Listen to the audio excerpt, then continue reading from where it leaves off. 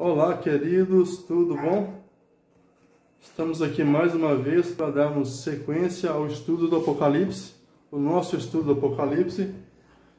Eu estou empolgado porque é sempre muito interessante o estudo do Apocalipse. Eu sempre aprendo muitas coisas e tem muitas coisas interessantíssimas que nós vamos ver. É muito bom sabermos o que irá acontecer no futuro, não é verdade? E isso só é privilégio daqueles que estudam a Bíblia. E Deus deixou essas revelações para nós, né? Então nós vamos examinar isso. Nós já estudamos no capítulo 1, né, sobre ali os fundamentos desse livro, como que esse livro chegou até nós, né, o trajeto que houve, a visão do apóstolo João do Cristo ressurreto, né? Então nós vamos dar sequência hoje falando sobre as 7 igrejas do Apocalipse.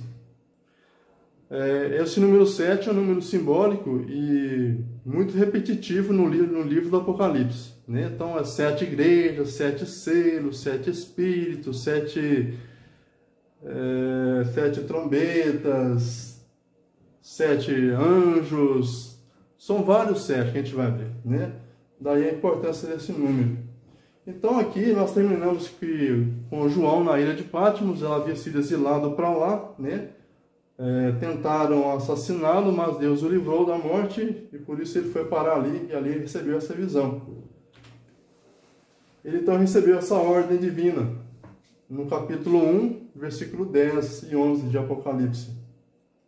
Achei-me em espírito no dia do Senhor e ouvi por detrás de mim grande voz, como de trombeta, dizendo: o que vês, escreve em livro e manda às 7 igrejas: Éfeso, Esmina, Pérgamo, Tiatira, Sardes, Filadélfia e Laodiceia. Então são essas 7 igrejas às quais foi adereçada então a carta do Apocalipse. Essas cartas, essas igrejas, elas existiam nos dias de João, né? E não eram só essas igrejas, havia outras igrejas, mas essas foram escolhidas especialmente por Deus. Por quê? Porque elas estavam passando por uma situação, um estado de espiritualidade que se encaixava com o período que a igreja iria passar no decorrer dos anos, né? Então essas igrejas, elas representam períodos em que a igreja cristã passaria na terra, desde a primeira vinda de Cristo até a segunda vinda de Cristo, que representa o fim do mundo. Então, nesse espaço de tempo, esse espaço de tempo é o tempo em que essas 7 igrejas cobrem, irão cobrir, né? E nós vamos ver então esses períodos em que a igreja então passaria, ok? Cada igreja, cada carta dessas igrejas, a gente vai ver que elas têm alguns elementos em comum, né? Todas elas são padronizadas, né? Elas vão ter uma apresentação, um elogio, uma reprovação, um conselho e uma promessa. Então vamos ver então a primeira igreja, que é Éfeso. A igreja de Éfeso, a cidade de Éfeso, né, aliás, ela era a principal cidade da província romana. Tinha um importante porto marítimo, centro de negócios. Então, a cidade de Éfeso, a palavra Éfeso significa, deixe-me ver aqui, é desejável, né? Então, o nome tem muito a ver com as suas características, né? A cidade de Éfeso, ela tinha uma localização muito privilegiada, né? E, como disse aqui, era a cidade principal, né? A principal província de Romana. O período que dessa cidade, né? Dessa igreja, né? Cidade de Éfeso, representada pela igreja de Éfeso, ela se estende do ano 31, o ano em que Cristo morreu, o ano 31, né? Depois de Cristo, até o ano 100 depois de Cristo. Então esse é o período que representa a igreja de Éfeso, tá? Desde a morte de Cristo até a morte aproximada aqui nesse ano, no ano 100, a morte de João, né? Então, presume-se que João tenha morrido aí próximo a esse ano, no ano 100, né? Seria, então, o último dos apóstolos a ser morto aí. A morrer, né? Aliás, né? O apóstolo João foi o único apóstolo que não foi morto, na verdade, né?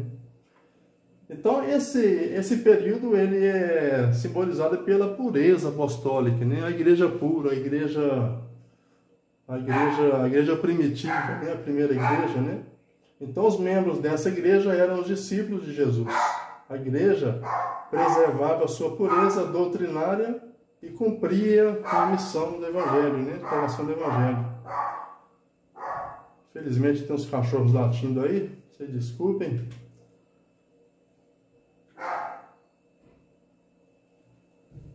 A igreja de Éfeso, então, ela tem aqui no Apocalipse capítulo 2, versículo 3, escrito assim: e tens perseverança e suportaste prova por causa do meu nome. Então é uma igreja que passou por duras provas, muitas perseguições, né? Os discípulos se esparramaram pelo mundo, né? Sendo perseguidos. E dentre eles nós vemos que os apóstolos, como Pedro e Paulo, foram mortos em Roma, né? Por ordem do imperador Nero, por volta do ano 67, né? Depois de Cristo. E é marcada também pela destruição de Jerusalém no ano 70, né? Dentro desse período em que os cristãos tiveram que fugir, deixar a cidade, né? E ir pelo mundo afora, né? Perseguidos, né? Então foi realmente um período de duras provas, mas a igreja então perseverou, mesmo diante dessas perseguições. Aqui tem a imagem do Coliseu Romano, né? Onde milhares de cristãos foram mortos também.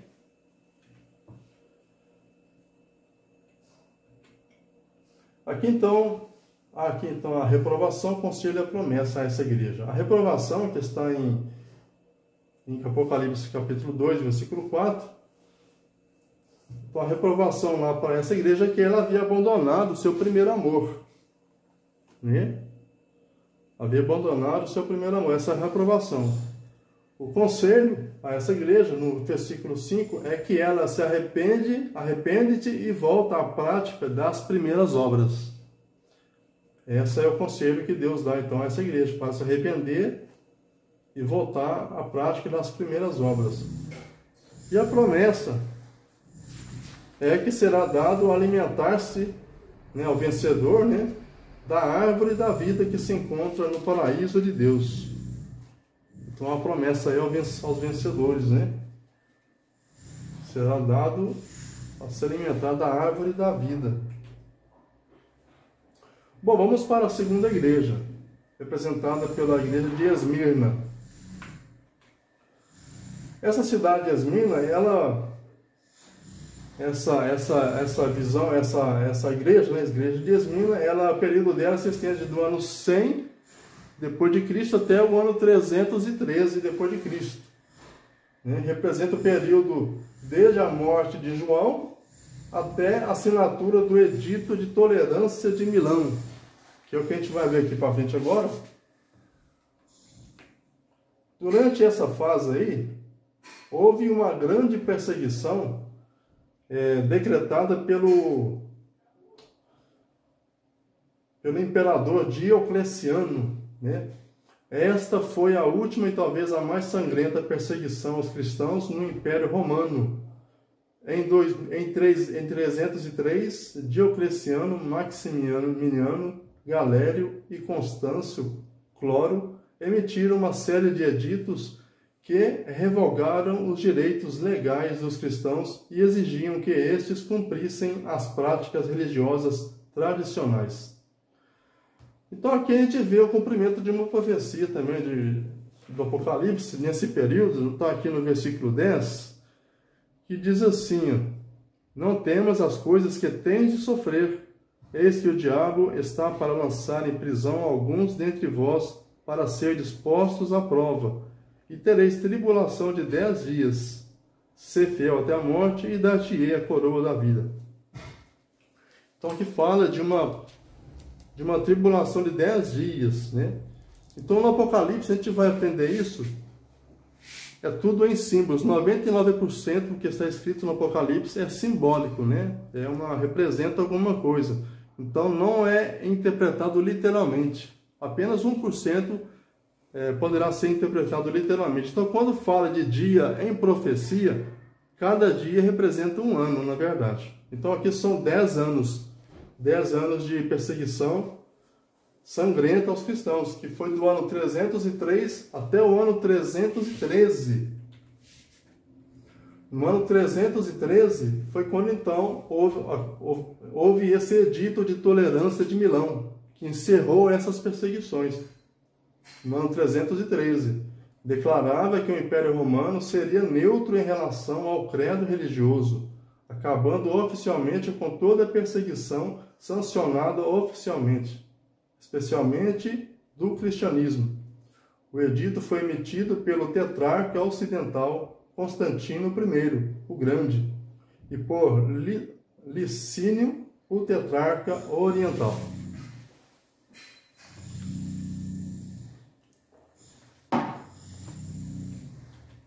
Agora passamos para a terceira igreja, Pérgamo. Pérgamo tem o significado de elevação, né? A terceira igreja. Essa igreja, ela representa o período do ano 313, né? Desde o edito de tolerância de Milão, até o início da supremacia papal. Vai até o ano 538, ano em que se iniciou a supremacia papal. Então ela vai do ano 313 a 538. Nesse período houve então a legalização do cristianismo, né? Em 380, Teodósio I promulgou um edito tornando o cristianismo a religião exclusiva do Estado. Foi quando então a religião do cristianismo se tornou legal, né? E exclusiva do Estado. Nesse período, o Império Romano começou a sofrer muitos ataques, né? Começou a ser invadido pelas 10 tribos bárbaras, do ano 352 a 476, e foi minando as forças do Império Romano até que o Império se dissolveu, né? E os bispos começaram então a tomar conta, né? Eles que começaram então a chefiar então essas nações ali da Europa.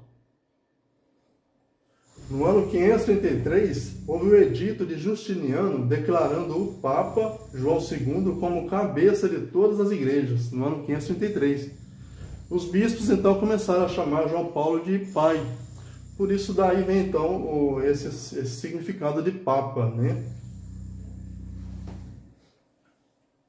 E no ano 538 foi quando se iniciou a supremacia papal, porque nesse ano houve a expulsão da última tribo bárbara do território de Roma, os ostrogodos. Então a última tribo bárbara havia sido expulsa.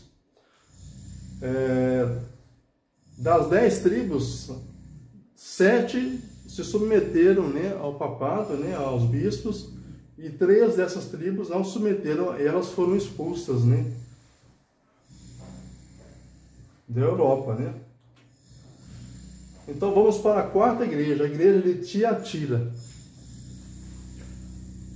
A igreja de Tiatira vai do período de 538 até 1517. Então é o maior período aí representado na história por essa igreja de Tiatira. Tiatira, ela tem um significado de, deixa eu ver aqui que me esqueci, sacrifício de contrição. De fato tem muito a ver, né? Porque nesse período é chamado também o período da Idade Média, Idade Escura, né? Em que houve grandes perseguições àqueles que queriam estudar a Bíblia, que queriam seguir a palavra de Deus. Nesse período houve então essa tentativa, né, de manter o povo na ignorância, né? De não ter acesso então às Escrituras. Aqueles que tinham acesso às Escrituras eram considerados hereges e eram perseguidos e até mesmo mortos, né? E na verdade, nesse período surgiu também a chamada Inquisição, em que essas pessoas, tidas como hereges, eram mortas em praças públicas, né? Eram queimadas, né? E vários tipos de de mortes aí. Nesse período houve aqui vários povos, e dentre esses povos tinha os valdenses, muito famosos aí pela fidelidade, né? Esses povos eles se refugiavam então nos Alpes, né? Nas montanhas, nos Alpes da Itália, na França, e nas montanhas ali eles se estabeleceram, né? Isolados do resto do mundo, para poderem adorar a Deus, né? Em liberdade. Ali então eles estudavam a palavra de Deus. Então nesse período muitas tradições e costumes se infiltraram na igreja cristã. Então foi uma mistura do Estado com a igreja, né? Trouxe muita desordem e muita corrupção à igreja cristã. Até que em 1517, ainda nesse período, né, de Tiatira, terminando o período, apareceu o monge Lutero, né? Pregando que estava errado, né? As indulgências, os dogmas, né? Que era assim, que a pessoa tinha que pagar pelo seu perdão para ter um terreno no céu. Então todas essas coisas ele pregou na porta de uma igreja, 95 teses, né? Falando, né, dessas coisas que eram erradas, né? Que eram contrárias à palavra de Deus. Foi no início então da reforma. Então surgiram os reformadores, né, o protestantismo, né, em 1517. Então, vem então o período da quinta igreja, Sardes. Sardes, deixa eu ver aqui o significado que eu anotei, significa canto de alegria, né? É o período então aí da reforma, né? Um período de alegria, então tem muito a ver o significado dos nomes. Período em que as pessoas começaram a ter liberdade para poderem se reunirem e estudarem a Bíblia, né? E pregarem o Evangelho. Esse período ele se estende de 1517 a 1798, que é desde o movimento da Reforma até o fim da supremacia papal. Até o fim da supremacia papal. A reprovação a essa igreja, lá em Apocalipse 3:1, lá fala assim de que a reprovação é que ela tem nome de que vives, mas está morto. Tens nome de que vives e estás morto.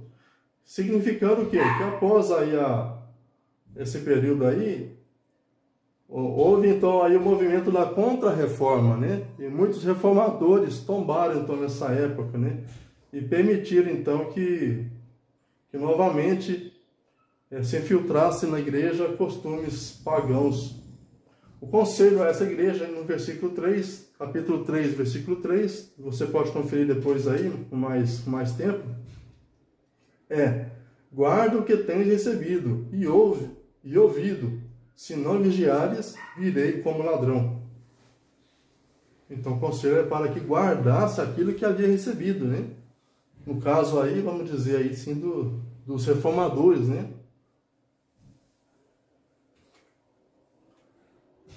Nesse período também, vou citar aqui, houve então aqui um massacre muito conhecido, o massacre de São Bartolomeu, né, que aconteceu em França, em 24 de agosto de 1572, um dia muito bárbaro, muito triste na história, em que os líderes religiosos ali da França perseguiram então os cristãos, esses que tinham a palavra, que queriam estudar a palavra, e foram tirados das suas residências e mortos, né, nas ruas, né? Conta-se que mais de 70 mil pessoas foram mortas nesse dia.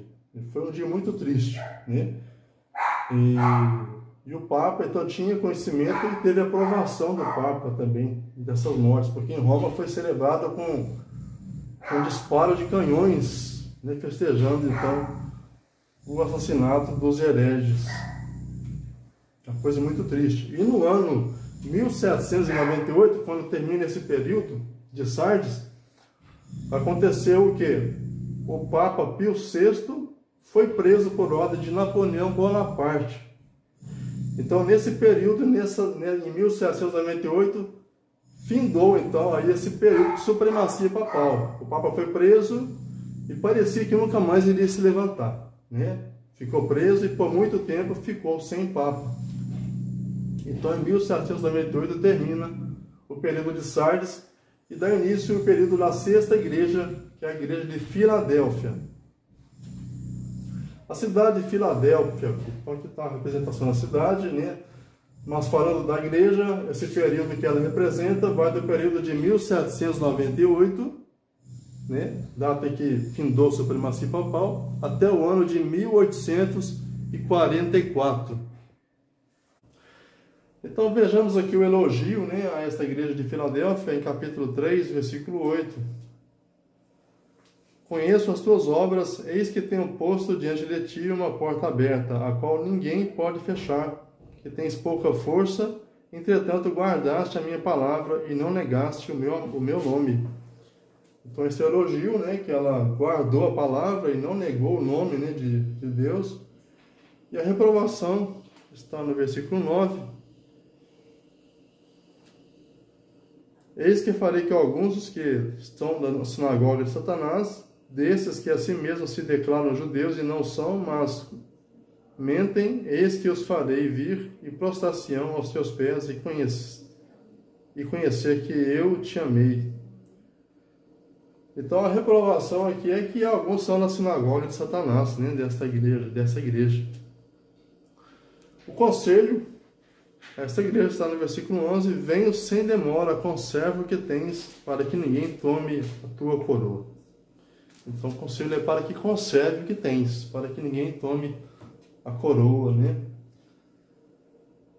Então no ano de 1844, o ano que termina então esse período, aconteceu então um grande movimento, né?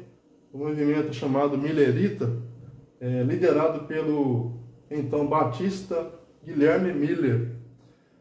É conhecido pelo grande desapontamento, né, nesse ano aí, porque esse movimento apregoava que Cristo viria nessa data, e houve então um grande movimento mundial, né, que aconteceu, mas Cristo não veio e houve então um grande desapontamento. E sobre essa profecia nós estudaremos mais adiante no capítulo 10 de Apocalipse, vamos entender mais isso. Então terminou esse período de Filadélfia no ano de 1844 e dá-se início então à sétima igreja, né, a última igreja então, a igreja de Laodiceia. A igreja de Laodiceia então ela se estende do ano de 1844 e vai até a volta de Cristo, até o final dos tempos, né, até o fim do mundo. Então não temos então a data final desse período, é o último período da história, a última igreja da história, representando o último período, né? Então não podemos dizer que será de imediato, se será daqui a longo tempo, mas é isso que nós queremos saber e entender, né? O que o Apocalipse revela acerca dos tempos, do futuro. O significado da igreja Laodiceia também tem muito a ver com o período em que ela representa. Significa julgamento do povo ou povo do juízo, né? Ou justiça do povo. Então esse significado, né? Ou seja, ela representa o período em que o povo está passando por um certo tipo de juízo, que nós também vamos entender o que o Apocalipse fala sobre isso em símbolos, tá? Mais para frente.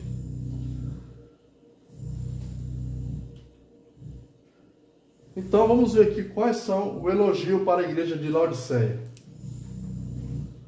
Na verdade, não há nenhum elogio para esta igreja, a última igreja do Apocalipse, o último período da história. Não há elogios para a igreja, para esta igreja. Isso é muito peculiar. Qual é a reprovação para essa igreja? No versículo 17, no capítulo 3. Pois dizes, estou rico e abastado e não preciso de coisa alguma, e nem sabes que tu és infeliz, sim, miserável, pobre, cego e nu. Então essa é a reprovação. É uma igreja que se diz rica, abastada e que não tem falta de nada. Então essa é o estado espiritual que será marcada pela igreja final, pelo período final da igreja. Qual é o conselho para essa igreja? No versículo 18. Aconselho-te que de mim compres ouro refinado pelo fogo para te enriqueceres, vestiduras brancas para te vestires, a fim de que não seja manifesta a vergonha da tua nudez, e colírio para ungires os olhos, a fim de que vejas. Então esse é um conselho também de Deus, a fim de que a igreja compre ouro refinado, vestiduras brancas e colírios para os olhos. Tudo isso tem simbolismo, né? Ou seja, para que os cristãos possam enxergar, né? Verem melhor, né? Vestiduras para cobrirem o que a sua vergonha, né? Os seus pecados, e colírios para os olhos, né? Para que possa ver como Deus vê, né?